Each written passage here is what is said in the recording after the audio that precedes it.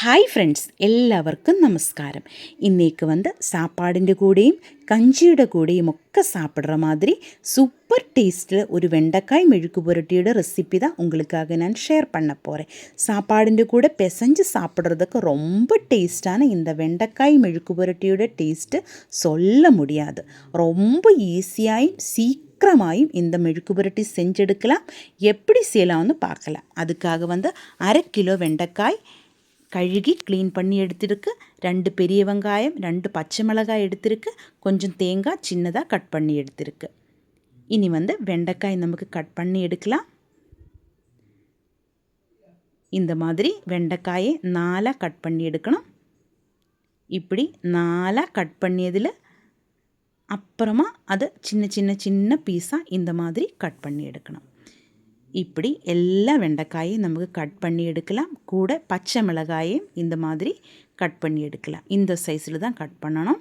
பெரிய வெங்காயம் தனியாக கட் பண்ணி எடுத்துக்கோங்க. அதே மாதிரி தேங்காயும் தனியாக கட் பண்ணி எடுக்கலாம். இனி கடாயை அடுப்பில் வச்சு சூடு பண்ணி எண்ணெய் ஊற்றியிருக்கு. நான் தேங்காய் எண்ணெய் தான் ஊற்றியிருக்கு. நீங்கள் என்ன எண்ணெய் யூஸ் பண்ணுமோ அதே எண்ணெயை ஊற்றிக்கோங்க. அதிலேக்கு ஃபஸ்ட்டு நம்ம தேங்காய் போடலாம். தேங்காய் நல்லா ப்ரௌன் கலர் ஆகும்போது நல்லா ஃப்ரையாக வரும். அப்போ நம்ம கட் பண்ணி வச்சுருந்த வெண்டைக்காயும் பச்சை மிளகாயும் அதிலேக்கு போட்டு நல்லா கலரி விட்டு வணக்கி எடுக்கலாம். வெண்டைக்காய்க்குள்ளே இருக்கின்ற அந்த கொழுப்பு நல்லா வற்றி வரணும். இப்படி நூல் மாதிரி அந்த கொழுப்பு இருக்கும், அது இருக்கக்கூடாது. ஒரு வெண்டைக்காய் பீஸை அடுத்த பீஸில் ஒட்டி பிடிக்காமல் தனித்தனியாக இருக்கணும். அந்த மாதிரி ஆகணும். அது வரைக்கும் நமக்கு நல்லா வணக்கி எடுக்கலாம். இந்த டைமில் ஸ்டவ் மீடியம் ஃப்ளேமில் வச்சு தான் நம்ம இந்த மாதிரி வணக்கி எடுக்கணும். இந்த டைமில் உப்பு போட தேவையில்லை. பாருங்க, அந்த கொழுப்பெல்லாம் நல்லா வற்றி வந்துடுச்சு. இப்போ தான் நம்ம பெரிய வெங்காயம் போடணும்.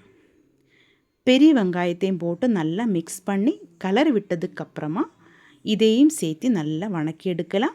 இந்த டைமில் நமக்கு தேவையான உப்பு போட்டுக்கலாம். உப்பு போட்டு நல்லா மிக்ஸ் பண்ணி கலரி விடலாம். அப்புறமா நமக்கு இது மூடி வச்சு ஸ்டவ் லோ ஃப்ளேமில் வச்சு ஒரு 3 நிமிஷம் வேக விடலாம். தண்ணி ஊற்ற தேவையில்லை. வெண்டைக்காயை வச்சு என்ன குழம்பு செஞ்சாலும் என்ன டிஷ்ஷு செஞ்சாலும் அதில் கொஞ்சம் கூட தண்ணி ஊற்ற தேவையில்லை. வெண்டைக்காய் சீக்கிரம் வெந்து வருന്ന ஒரு காய் தான். அதனால் தண்ணி ஊற்றவே தேவை இருக்காது.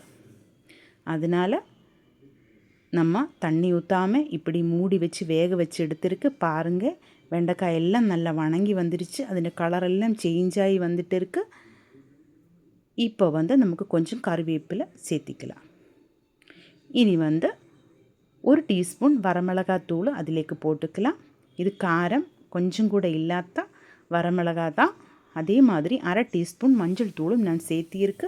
உங்களுக்கு பிடிச்சிருந்தால் மிளகு தூளும் 1/2 டீஸ்பூன் போட்டுக்கலாம். இதே சேர்த்தி நல்லா மிக்ஸ் பண்ணி கலரி விட்டு எடுக்கலாம். நல்ல ப்ரௌன் கலராகி வரும் வெண்டைக்காய். அப்போ தான் அது நல்ல பாகமாகி என்று அர்த்தம். இப்போ நம்ம வெண்டைக்காய் மெழுக்கு புரட்டி ரெடியாக இருக்குது. சர்வ் பண்ணுறதுக்காக இன்னொரு பாத்திரத்திலேக்கு நமக்கு மாற்றிக்கலாம். நம்ம சூப்பர் ஸ்பெஷல் வெண்டைக்காய் மெழுக்கு புரட்டி ரெடியாக இருக்குது. இந்த வீடியோ பிடிச்சிருந்தா கண்டிப்பாக சேனல் சப்ஸ்கிரைப் பண்ணுங்கள், லைக் பண்ணுங்கள், ஷேர் பண்ணுங்கள், கமெண்ட் பண்ணுங்கள்.